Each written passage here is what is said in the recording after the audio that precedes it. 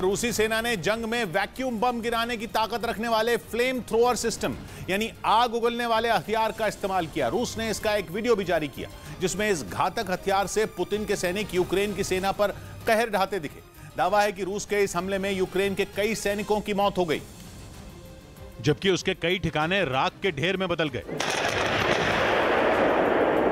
रूस की तरफ से इस घातक हमले का एक वीडियो भी जारी किया गया जिसमें उसके सैनिक फ्लेम थ्रोअर सिस्टम सॉन से उपयोग से यूक्रेन की सेना को निशाना बनाते दिखे। इस दौरान वहां एक के बाद एक कई धमाके होते नजर आए। रूसी सेना का ये ऐसा हथियार है जो महज 12 सेकंड में आग बरसाने वाले 24 रॉकेट फायर करने की ताकत रखता है। इसी वजह से जैसे ही इससे हमला शुरू हुआ, दुश्मन पर मानो रॉकेट की बरसात शुरू हो गई। लॉन्चर से निकलते ही आग उगलते रॉकेट टारगेट की तरफ तेजी से बढ़े और पलक झपकते ही दुश्मन के कई ठिकानों को तबाह कर दिया। रॉकेट के टारगेट से टकराने के बाद वहां कई जोरदार धमाके हुए और हर धमाके के साथ वहां आग का बवंडर उठता दिखा, जिसे देखकर ऐसा लगा जैसे यूक्रेन के सैनिकों को घुटनों पर लाने के लिए रूसी सेना ने वहां छोटा एटम बम गिरा दिया हो।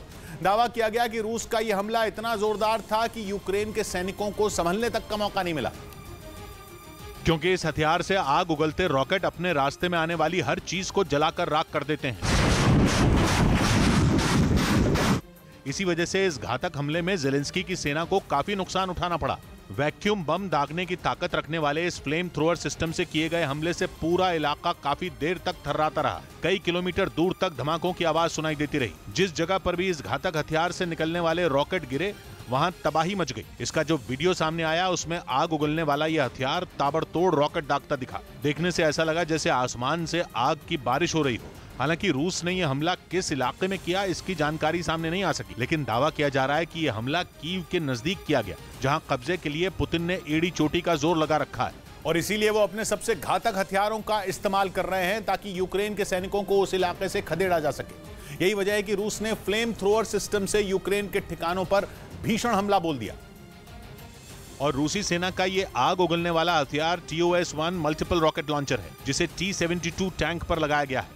रूस ने जो वीडियो जारी किया उसमें T-72 टैंक आग उगलने वाले इस हथियार को लेकर तेजी से आगे बढ़ता दिखा। एक तय जगह पर पहुंचने के बाद इसमें रॉकेट लोड किए गए और फिर इशारा मिलते ही इस हथियार ने दुश्मन के ठिकानों पर रॉकेट की बारिश शुरू कर दी। फ्लेम थ्रोअर सिस्टम सॉन सिप्योक को ही हेल वेपन के नाम से भी जाना जाता है। रूस के इस हथियार को ऐसे ही हेल वेपन यानी नर्क का हथियार नहीं कहा जाता, बल्कि इसकी मार ऐसी होती है कि जिस जगह भी इसका इस्तेमाल किया जाता है वो नर्क से भी बदतर हो जाती है। ये एक ऐसा खतरनाक मल्टीपल रॉकेट लॉन्चर है जिसके वार से तबाही आ जाती है।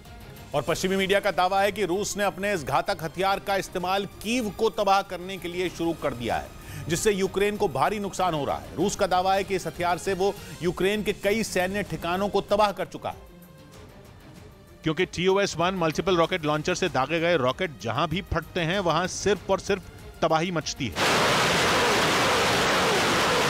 रूस का ये खतरनाक हथियार थर्मोबैरिक बम भी दागता है, जिसे वैक्यूम बम भी कहते हैं। ये एक ऐसा बम है जो लोगों के फेफड़ों में मौजूद ऑक्सीजन तक को सोख लेता है, जिससे लोग घुट घुट कर मरने लगते हैं और इसी वजह से इसे दम घोटू बम भी कहा जाता है।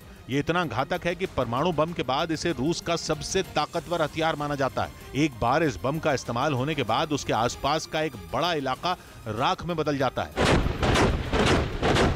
मतलब यह कि इसका वार इतना भीषण होता है कि दुश्मन को संभलने का भी मौका नहीं मिलता। पश्चिमी मीडिया का आरोप है कि रूस ने सबसे पहले इस वैक्यूम बम का इस्तेमाल खार्किव में किया था और अब वो कीव को इस बम से दहलाने की तैयारी में है।